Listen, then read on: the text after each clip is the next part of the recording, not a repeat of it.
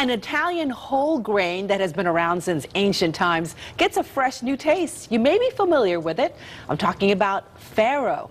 Here to share her unique recipe is Sherry Swanson, a farm-to-table cooking instructor who focuses on fresh, local, and seasonal ingredients. Always fabulous to have you with us, Sherry. Thank you. We've been talking about this farro. Oh, so delicious. It's really delicious and really good for you. And it's something that's been around since ancient times, as we just mentioned. Yes. But what, people just stopped using it as much? What happens is the yield isn't as big as other grains, so farmers couldn't make as much money on it, so they quit growing it for a while.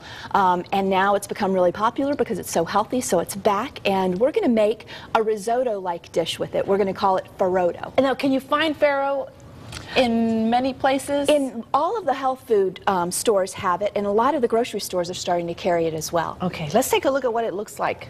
So this is our farro right here. Okay. And it looks a little bit like other grains that you've seen. It looks a little bit like a short grain brown rice.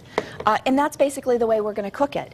So we're going to start with some shallots, just like we would if we were making a regular risotto. Okay. Can you use the farro for other things other than risotto? Absolutely. This is a warm dish, but I love to make cold salads with it. Really? Because it keeps really well. The next day it still has a nice bite to it, and it's really delicious. All right, we just added the onion and the shallot and a little bit of yes.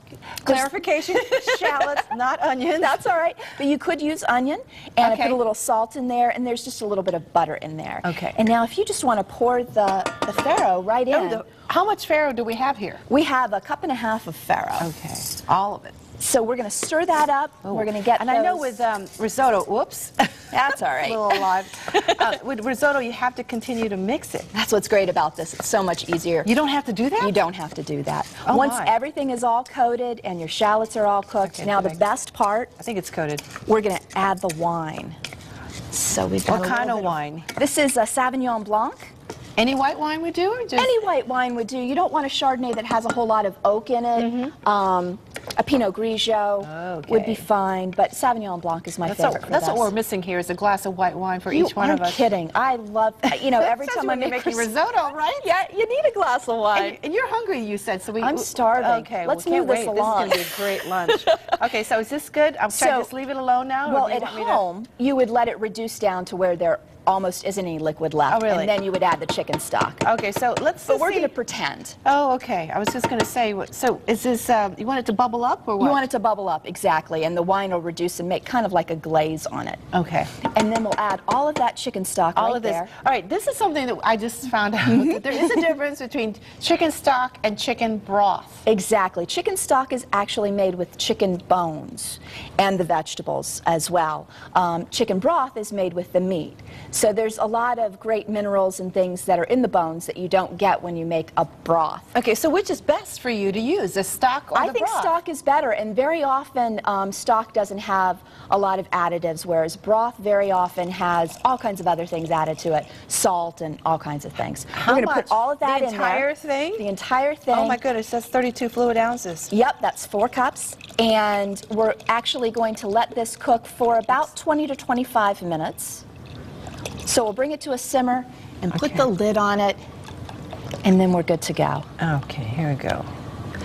Well, we'll let that cook. We have extra here. Exactly. For the crew. Okay. And now we're going to make lots of delicious flavoring to put on that. So if I could use that Which one? again. What do you need? That. Oh, this. Okay. Thank you. So we've got some butter in here. We're going to add a little bit of olive oil. And this is going to be our sauce. It's going to be a very light sauce. Lots of garlic. Love garlic. Garlic is delicious. Especially fresh garlic. All right, I used to buy the bottled minced garlic. Again, lots of additives. I have totally switched. I'm now back to just fresh garlic. Yep. Well, if you peel it, if you get it from the farmer's market and you peel it yourself, that's great. If you want a little shortcut, I do sometimes buy the peeled garlic, and that's delicious, and it doesn't have a whole lot of additives added to it. So now we're going to add a little bit of lemon juice. And we're going to let that reduce down, and while that reduces down, I'm going to add a little lemon zest. And we're going to talk a little bit about our burrata cheese. Have you ever had burrata cheese? Have not. It almost looks like moots, but it's not. It's very similar. What happens is when they make it, they don't stretch the whole thing out, so the inside is creamy and very much like ricotta. Okay. It's very delicious. In less than 2 minutes. Okay, so we will chop this up.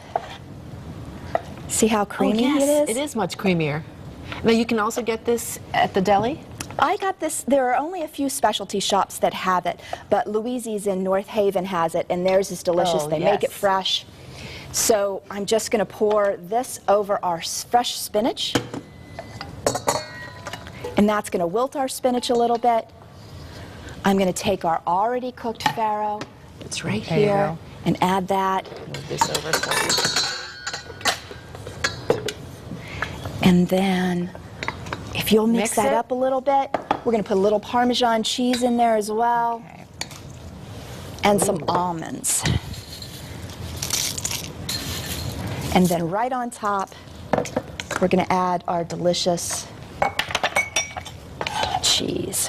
Now, the farro reminds me a little bit of quinoa. Yes, it has a lot of the very healthy properties that you get in quinoa. It's twice the fiber and twice the protein of regular wheat.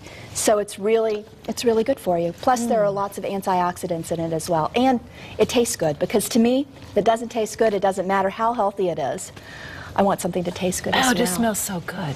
Would you like to try some? Oh, I'd love to. Now, is everything in here? Everything's in there. Actually, you know what? Let's wait, because we're Okay. going to try it at the end of the show. Excellent. Oh, but I can't wait. We're hungry, aren't we? All right, again, the recipe is on our website. Go to WTNH.com and click on Connecticut Style. And again, we'll taste this at the end of the show. Can't wait. Thank you, Sherry.